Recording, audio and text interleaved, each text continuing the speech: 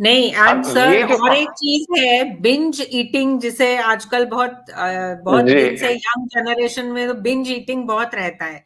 आपने जैसे बोला कि emotionally we are attach to food, तो बहुत बार इमोशनल स्ट्रेस की वजह से या किसी वजह से पीपल कीप ऑन ईटिंग और मंचिंग सम और the other thing, so I think that is also not good. हाँ मैडम, उसको थोड़ा समझने की जरूरत है, क्योंकि जो बिंज ईटिंग कर रहे हैं स्ट्रेस की वजह से, वर्कलोड की वजह से, उसके पीछे कारण है कि उनको कुछ हैप्पी हार्मोन चाहिए। तो वो सेरोटोनिन फूड से लेते हैं, अपने पसंद के फूड से सेरोटोनिन लेते हैं। तो उन्हें ये समझना है कि खाना उनकी जरूरत नहीं है, उन्हें हैप्पी हार्मोन चाहिए। तो वो हैप्पी हार्मोन वो किसी और चीज से अगर उनको मिल सकता है तो तो ज्यादा इसको सेहत अवॉइड किया जा सकता रहेगी। है। हाँ, अब हैप्पी हार्मोन्स केवल आप बॉडी में डोपामाइन बढ़ाने के लिए इतना ही कर सकते हैं, किसी की तारीफ बहुत कर दो, है ना। आप अपने बच्चे की तारीफ ज्यादा कर दो तो वो चॉकलेट खाना कम कर देगा, तो उसको डोपामाइन तारीफ से मिलने लगेगा। राइट। आप किसी के काम को रिकॉग्नाइज करने लगो, आप किसी को गले लगा लो तो ऑक्सीटोसिन मिलना शुरू हो जाएगा।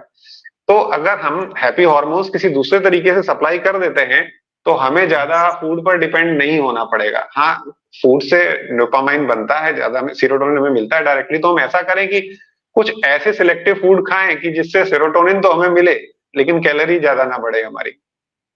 तो वो थोड़ा सिलेक्टिव हो सकता है। तो और ये कॉन्सेप्ट ऑफ रेस्ट है हमारे हाँ। फास्ट के बीच में। तो जब हम फिजियोलॉजिकल भी रेस्ट देते हैं तो अपने आप हमारा लीवर जो है अंदर से जितना उसके अंदर पुराना कचरा भरा है उसे मेटाबोलाइज करके निकालना शुरू कर देता है। अभी 2016 की जो आप सभी लोग जानते हैं, जो नोबेल पुरस्कार फिजियोलॉजी का मिला था, तो उसमें ऑटोफेजी को उन्होंने बताया था। वैसे तो ऑटोफेजी को आई थिंक 1950 में ही लाइसोसोमल एक्टिविटी के रूप में खोजा जा चुका था, लेकिन यहाँ उसको और ईस्ट सेल में इलेबोरेट करके देखा गया। तो ये ऑटोफेजी की प्रोसेस भी आपकी 72 आवर्स के अराउंड शुरू हो जाती है। ऑटोफेजी के साथ साथ माइटोफेजी मतलब माइटोकॉन्ड्रियल डिस्ट्रक्शन भी शुरू होता है।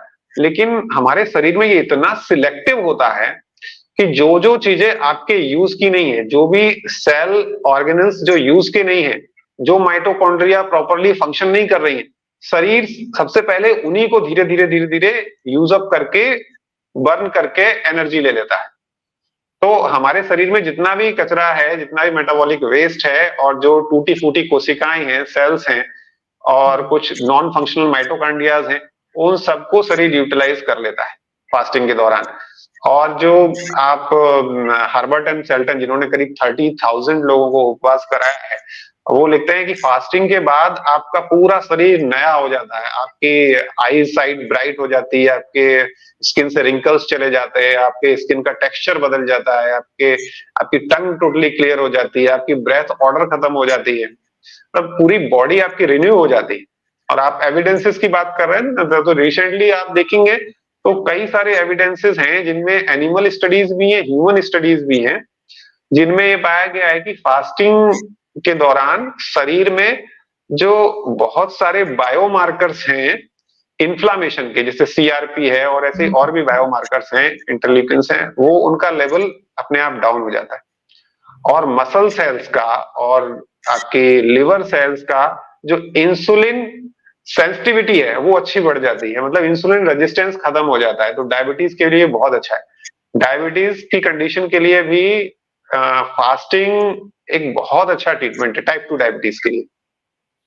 तो ओके। हम लोग तो डायबिटिक पेशेंट को यहाँ अच्छे से फास्टिंग कराते हैं और बहुत अच्छे रिजल्ट हमें मिलते हैं।